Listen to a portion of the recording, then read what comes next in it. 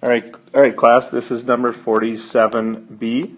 Hopefully, you watched 47A. 47. This video is going to skip some of the things we covered in A. So we have our unit circle from the previous problem. We know that sine of t equals 4/5. This means we have a y value of 4/5, which is going to be right about here. Okay, right about here, so it's right there. We also have another one over here. For now, we'll just focus on this one right here. So let's say this is t. Okay, so this is an angle of t. Now for this problem, we're going to add pi to it. What does that mean? What does it mean if we're going to add pi to an angle? I see things better in degrees, so in my head, I'm going to switch this to 180. What does it mean if I add 180 degrees to an angle? Well, let's look at this angle I just drew. If I add 180 degrees to it, right, it's going to be down here. All right?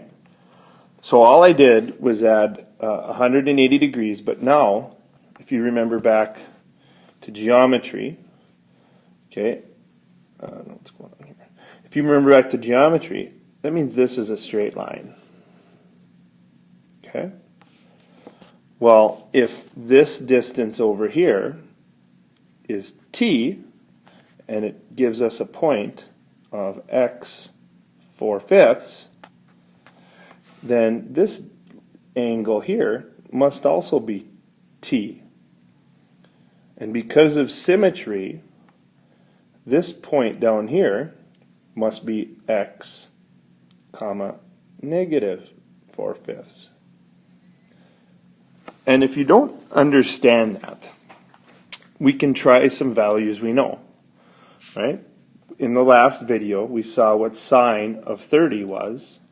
We also looked at what sine of 60 was.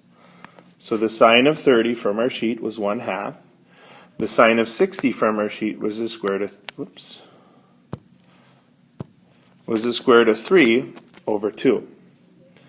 Well, what's the sine of 180 plus 30? Well, that's 210. What is the sine of 210 from our sheet? Well, that's negative 1/2. Okay, so 30 degrees, keep drawing this line off. 30 degrees is here. 210 is down here. Right? 30 degrees is this angle. This point is square root of 3 to 1/2. This point down here, 210 degrees, is negative square root of 3 over 2, negative 1/2. Okay?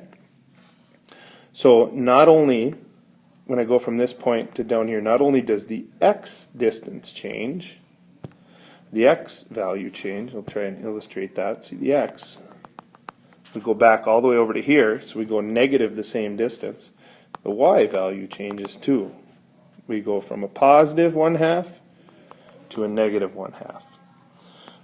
But it's perfectly symmetrical. Same thing would happen with sine of 60.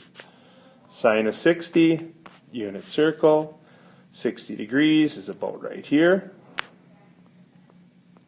60 degrees, this point is 1/2, square root of 3 over 2.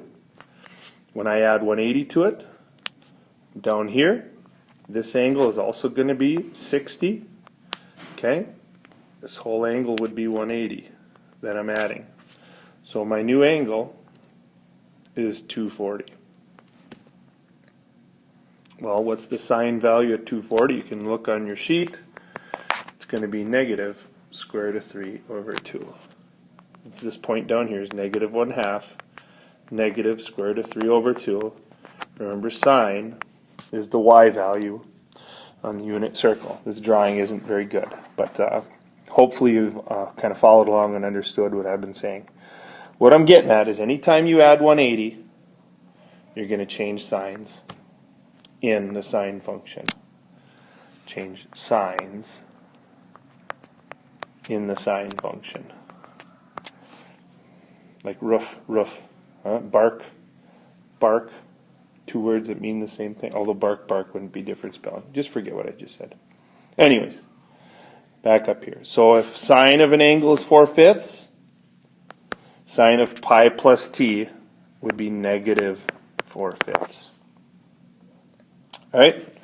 Again, if you're not understanding these, obviously thank you so much for watching, because I don't like putting these videos on if they're not getting at least watched. But if you're not understanding this still, please ask. We'll go through it in class. Thanks.